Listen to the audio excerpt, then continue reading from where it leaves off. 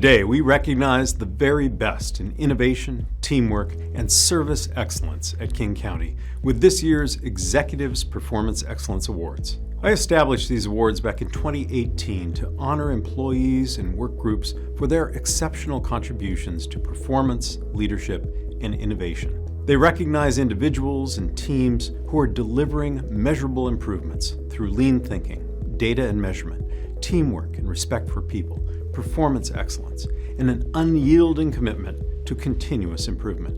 Recognizing great work is important, and celebrating the people behind the great work is even more important. And that's exactly what's behind the Performance Excellence Awards. Once again, we received many high-quality nominees for the 2021 Executives Performance Excellence Awards in 8 categories: 5 Innovation Awards, People, Cost, Service, Equity and Social Justice, and Sustainability, plus 3 Leadership Awards for people leaders, individual contributors, and the Fred Jarrett Leadership Excellence Award. Today, we will announce the 8 recipients of this year's awards. I also want to recognize all of this year's nominees for the tremendous work you're doing. The depth and breadth of this year's nominations is a testament to the innovative work being done across our organization and the commitment you bring to your customers each and every day. Thank you.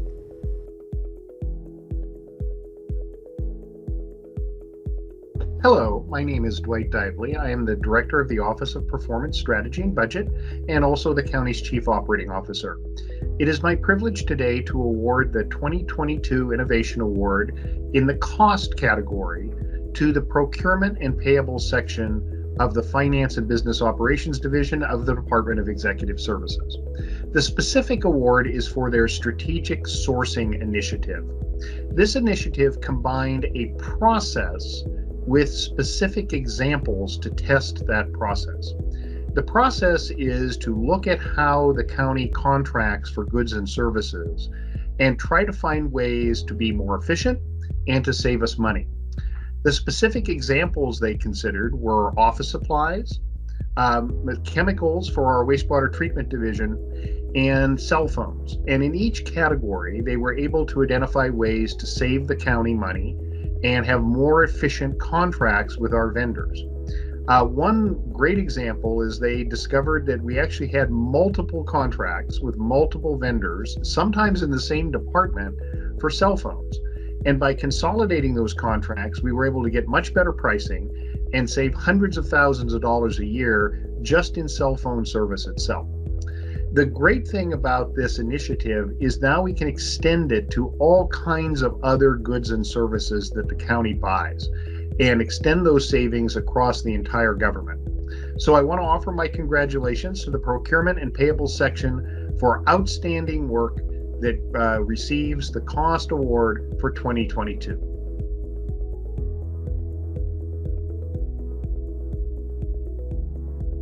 I'm Anita Whitfield, Chief Equity and Inclusion Officer for King County.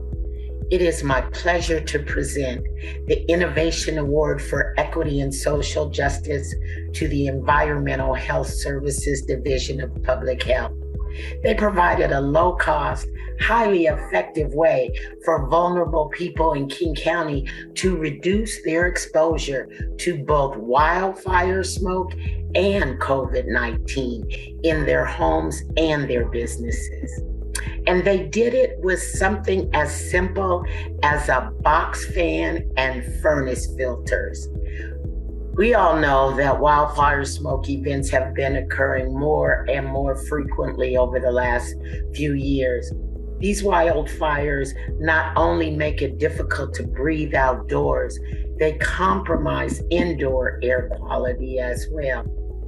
This can pose a significant health risk for some people, including children under 5, adults over 65, people with respiratory and lung conditions, and immigrants and refugees and Black and Indigenous and people of color, as well as people living in low-income communities, which have historically been located in areas that may already have poor air quality.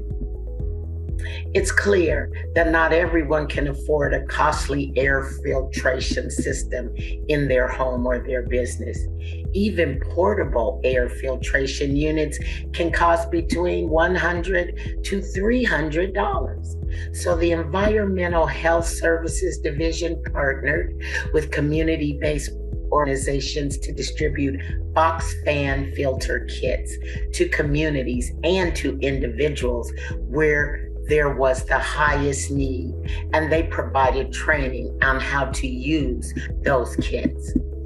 These simple do-it-yourself kits consist of a 20 by 20 inch box fan, 3 furnace filters, and 2 clips to attach the filters to the fan, and that's it.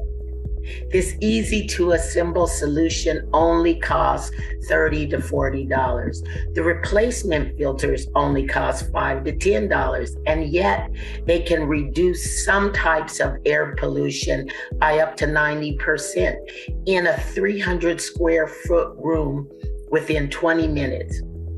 Some tests have shown that these low-cost kits can be as effective at filtering air pollutants as some of the more expensive air filtration units. Distribution of the box fan filter kits was a collaborative effort with Natural Resources Climate Preparedness Team, the Puget Sound Clean Air Agency, the University of Washington, and the State Department of Health. The project was launched in 2020 with coronavirus relief funds, and it had the dual purpose of improving air quality during wildfire smoke events and reducing transmission of COVID-19. The kits have the added benefit of helping residents improve air quality in their homes and businesses throughout the entire year, especially for members of our community who live close to industrial and other emission generating sources like airports or major highways. 600 kits were distributed from 2020 to 2021, and there are plans to distribute 800 more box fan filter kits in 2022. For this very important and necessary work, I congratulate the Environmental Health Services Division and its partners for providing an affordable way to improve indoor air quality for many of our residents who are most in need. I'm proud to honor this work and this effort that is helping to create equitable access to healthy air quality each and every day. Thank you, Environmental Health Services. This is truly pro-equity and environmental justice work where the needs are truly greatest. Hi, I'm Whitney, Abrams Chief People Officer, and I'm responsible for everything to do with the employee experience at King County, from engagement and culture, compensation and benefits, to recruitment and development. Our goal is for King County to attract and reflect a racially diverse and culturally responsive workforce. We want to find ways to attract people to come to work at the county who might not have previously considered the county as a place to work. We also want to grow and develop our employees, no matter where they are in their careers. With these things in mind, the DES Fleet Services Division, in partnership with labor, created an apprenticeship program that not only attracted, recruited, and developed King County employees, but also helped solve staffing issues and delivery of services. Their program was so successful and provides a template to expand such opportunities countywide. And they are the recipient of this year's People Innovation Award. This fleet program trains and mentors heavy-duty equipment mechanic apprenticeships with a path to career service jobs. The program also developed current county employees in mentorship and training, which after talking to a few of these employees this morning, they found very rewarding. The apprenticeship program offered a new way to attract and develop candidates. It has increased the overall number of candidates, encouraged women in trades, and encouraged diversity among the job applicants. Congratulations to the Fleet Services team for their extraordinary work and firm commitment to innovation, engagement, diversity, and customer service. Thank you.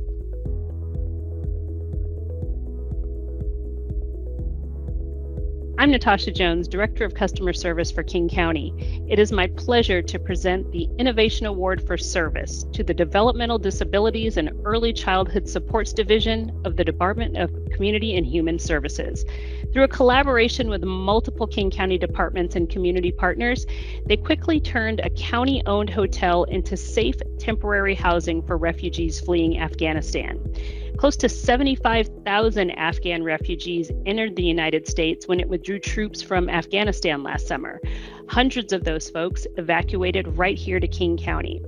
Because we strive to be a welcoming community where every person can thrive, providing our Afghan refugee neighbors with temporary housing while they were resettled was essential.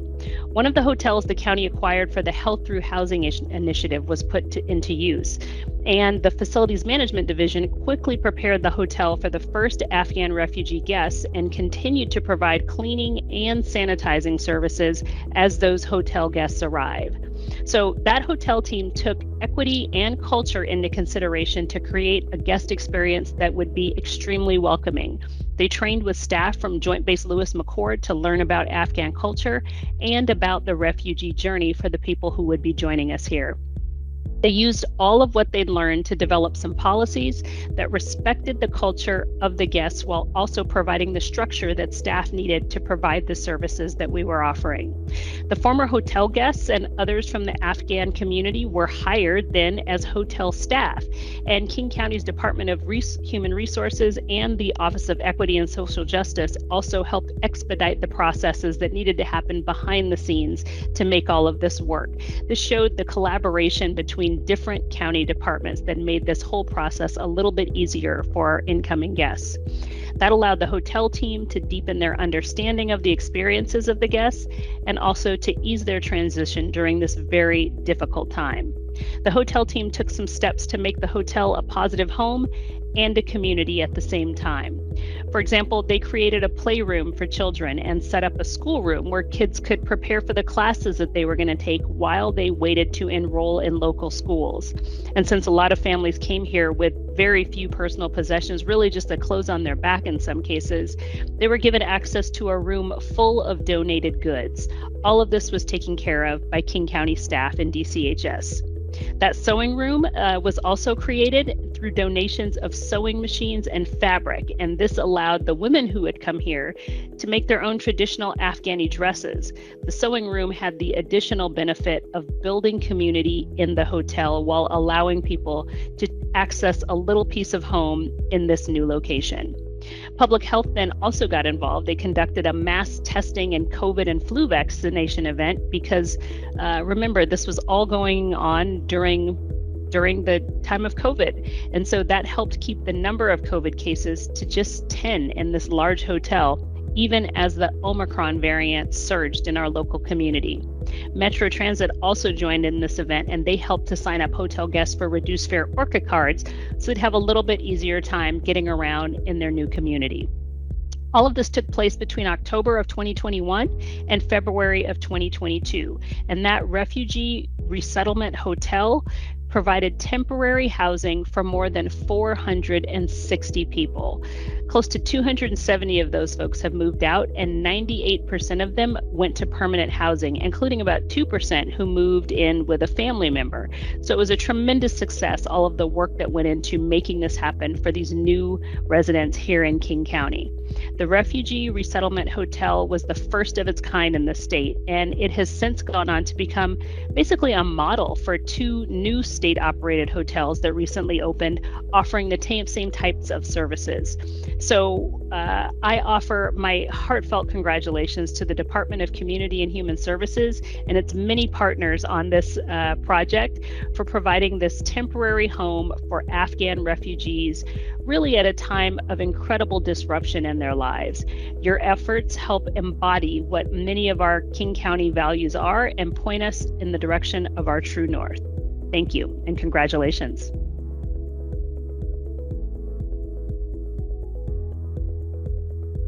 I'm Rachel Brombaugh, Director of Climate and Energy Initiatives at King County. it is my pleasure to present the Innovation Award for Sustainability to the Water and Land Resources Division of the Department of Natural Resources and Parks. They led the Loans Levee Setback and Floodplain Restoration Project that is improving salmon habitat, supporting the area's forests and green space, and restoring functional floodplains. The 1,600-foot-long Loans Levee was originally constructed on the Green River to protect adjacent farmland from flooding, but it had fallen into disrepair. This exposed farmland and the Green Valley Road to greater risk of flooding and erosion. The Green River has the distinction of hosting one of the top 3 salmon runs in the Puget Sound region. The number of salmon in Washington state has declined dramatically.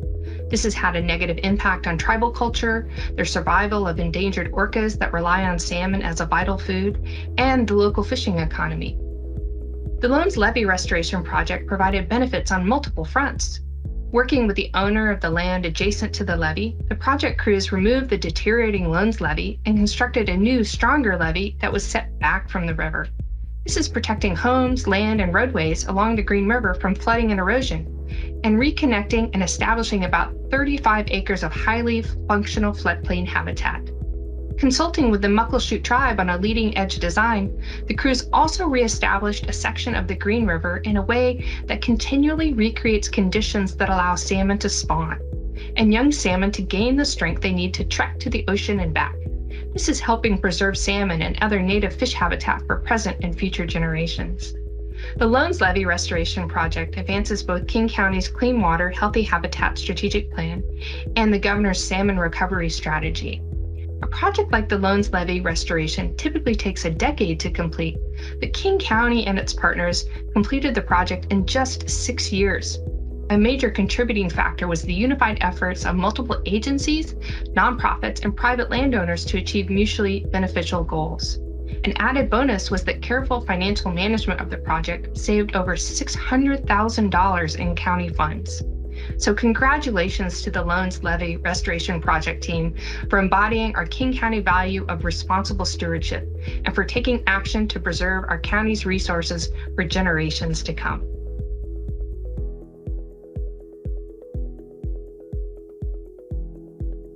Hi, I'm Gary Kurihara, Chief Performance Officer.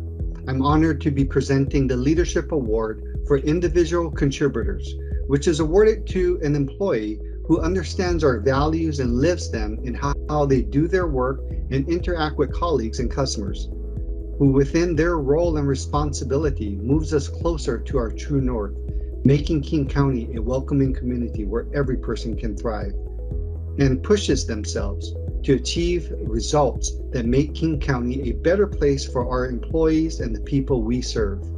This year's award recipient is Carolina Johnson, Data Asset and Technical Manager in the Department of Community and Human Services.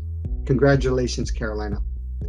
As the product owner for the DCHS Public Health Integrated Data Hub, Carolina helped the project team move beyond the project's initial narrow scope to embrace the tremendous opportunity in integrating data sources across DCHS and public health, which had previously been siloed, while also embracing "we are one team" value. In 2020, just as this resource was coming online, Carolina saw the opportunity to quickly generate analysis that would inform our COVID-19 homelessness response, helping us develop solutions to limit the spread of the virus among the people experiencing homelessness. That's our "we focus on the customer" value in action. Living the value of being a responsible steward, Carolina has been a staunch advocate for strong data governance and protecting sensitive personal data.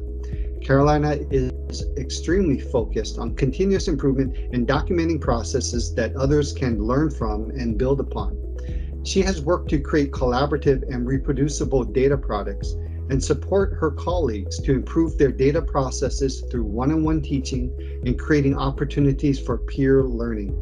She even founded and hosts a quarterly performance measurement and evaluation docuthon to hold her peers accountable for documenting their processes in a fun and collaborative environment.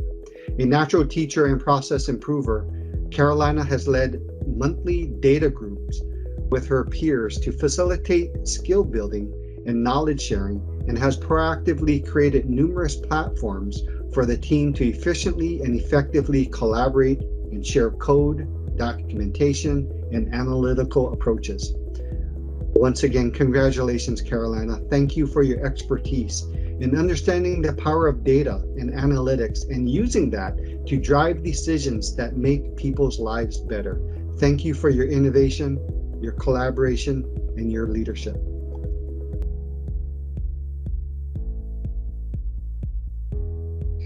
Hello, I'm April Putney, Deputy County Executive, and I'm here to present the Leadership Award for People Leader on behalf of Executive Dow Constantine. This award is presented to a leader in King County who is an exceptional manager of staff, someone who empowers staff to do great work and deliver outstanding results, somebody who leads by example and models our values and encourages and supports their team to push for outcomes that make King County a better place for our residents and our employees.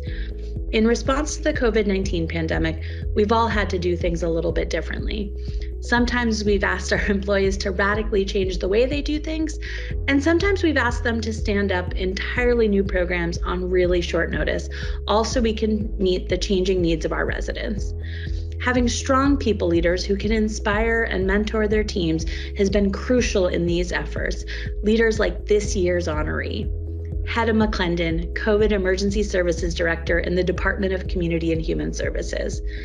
In an incredibly challenging time, Hedda stepped in to lead operations at some of King County's most visible COVID response programs, including our eviction prevention and rental assistance program, isolation and quarantine systems, and 2 of our high-volume vaccine sites at Kent Showware and the Auburn Supermall.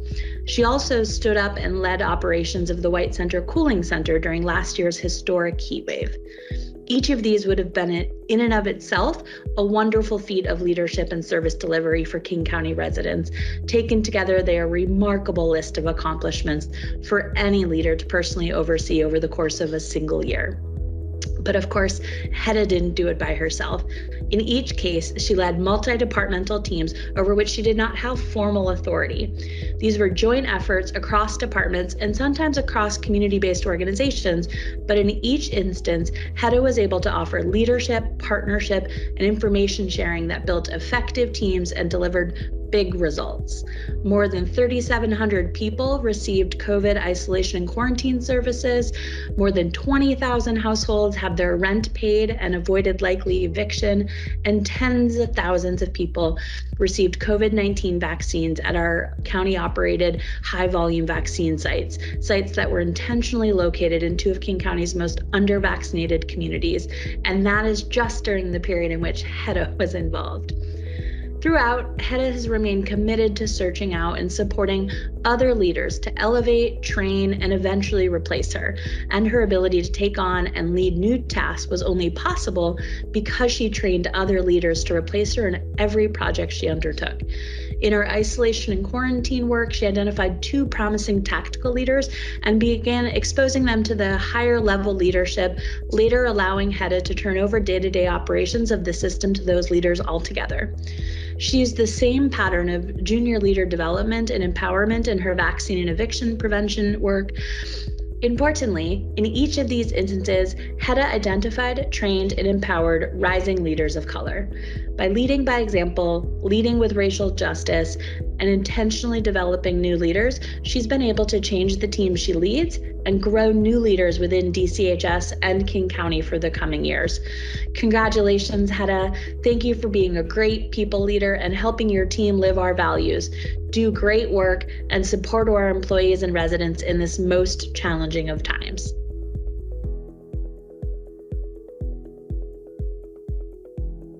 Today, I'm presenting the Fred Jarrett Leadership Excellence Award, named for former Deputy Executive Fred Jarrett, the driving force behind lean and continuous improvement for 9 years at the county. The Fred Jarrett Leadership Excellence Award is presented to a senior leader in our organization who embodies our values and models their behaviors, working to instill them in their teams, processes, and decision-making. It's presented to a leader who is constantly striving for innovation and continuous improvement, who not only leads by example, but partners with others to deliver improvement. It recognizes someone who has a proven track record of delivering results, who has a strong commitment to motivating and empowering others, and who brings about measurable progress and lasting change. This year's honoree for the Fred Jarrett Leadership Excellence Award is Jennifer Hills, Director of the Office of Risk Management in the Department of Executive Services. Jennifer joined King County more than 20 years ago, and in that time has developed a reputation and track record of transformational thinking that has resulted in positive change for the county, particularly in the way we approach risk. King County, like many organizations, had traditionally taken an extremely conservative approach to risk. It was something to be avoided at all costs. When viewed through this narrow prism, risk can stifle innovation and progress. But under Jennifer's guidance, King County has developed a more progressive view, one where risk is an opportunity for gains as well as losses, and smart risks can enhance value. Jennifer recognized that if we are to drive the type of transformative change we want to see, if we're going to live our "we lead the way" value, we need to take risks. This can be challenging when things don't go the way we hope they would. But if we overreact to negative results, we will miss out on the positive ones. Thanks to Jennifer's work, we now use a more balanced approach to take risk where it can add value, drive change, and deliver results. It is helping all of us to live our "we deliver results" value. And I'm not the only one who's noticed Jennifer's work.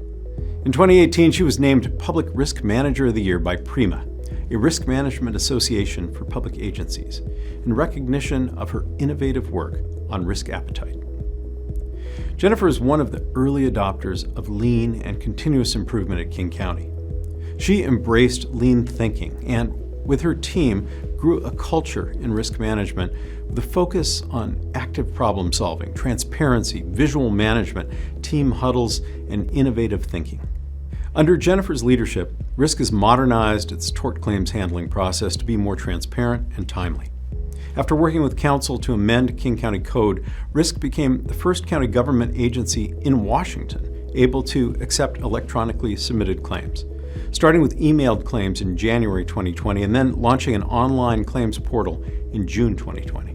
Risk has used lean methodologies to significantly reduce cycle times by encouraging claimants to file sooner and eliminating the need for scanning and hand-keyed data entry. As a result, time to resolve claims fell from 69 days in 2018 to only 30 days for claims submitted via the portal. Jennifer also puts strong emphasis on employee engagement and providing a welcoming workplace culture for her team. She has effectively used the annual employee engagement survey to learn and improve. In 2015, the Office of Risk Management Services scored 66% on the countywide employee engagement survey. While still a positive score, Jennifer was disappointed with the result and wanted to improve it. Working with her team, she focused on building mutual trust and accountability, better communication, and a shared commitment to goals. She recognized the importance of healthy conflict in a cohesive team. And she is making progress, with employee engagement in last year's survey up to 79%. She's also been transparent about her engagement journey, sharing her experience internally and externally so others can learn and grow. An effective leader understands the importance of strong partnerships, and Jennifer has fostered a strong, collaborative, working relationship with the Civil Division of the Prosecuting Attorney's Office, which handles litigation claims against the county, to help them be successful and effective in protecting the county's interests. She understands that equity and social justice aren't an add-on to our work. It is core to our work. Risk includes equity considerations in their decision-making processes that similar organizations in the same industry don't. Our claim form is now available in 15 different languages, making it much more widely accessible. It might make this work a bit more difficult, but it's the right thing to do. There are many elements to leadership excellence, but I would say that respect for people, delivering measurable results, and a commitment to improving each and every day are among the most important. Jennifer excels in all of these. So congratulations, Jennifer. You are a wonderful leader, an important partner, and a worthy recipient of the Fred Jarrett Leadership Excellence Award. Thank you.